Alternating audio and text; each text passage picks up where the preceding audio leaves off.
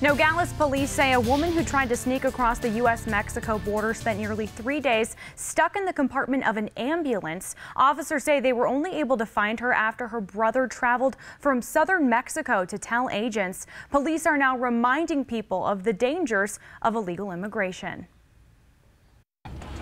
Trapped in a tight space, a 26-year-old woman identified as Angeles Montes Mariano almost died after police say smugglers abandoned her in the compartment of an out-of-service ambulance at a storage yard in Nogales. They put all their trust in these people, and unfortunately the coyotes or human traffickers treat them apparently as a product, as a thing, rather than a human life. Sergeant Robert Fierros says from what he's seen in his 16 years of law enforcement along the border, it's not uncommon for smugglers to hide illegal immigrants in cars. What's uncommon is how this woman was found. Police say last Wednesday afternoon, smugglers illegally guided her across the border.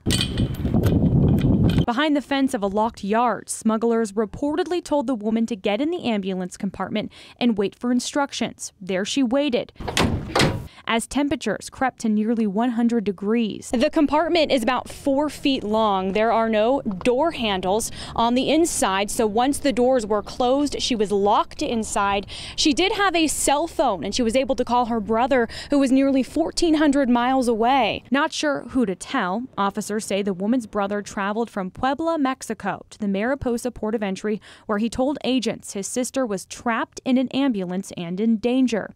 Based on the description she gave her brother, agents found the woman Friday afternoon in the lone ambulance at the yard on Freeport Drive with an empty water jug, dehydrated and extremely weak. Fierros says this serves as a reminder of the dangers of illegal immigration. It's not worth the risk. There's a lot of dangers there that can put them at high risk, particularly women and children that are more vulnerable to the human traffickers and their careless, heartless tactics.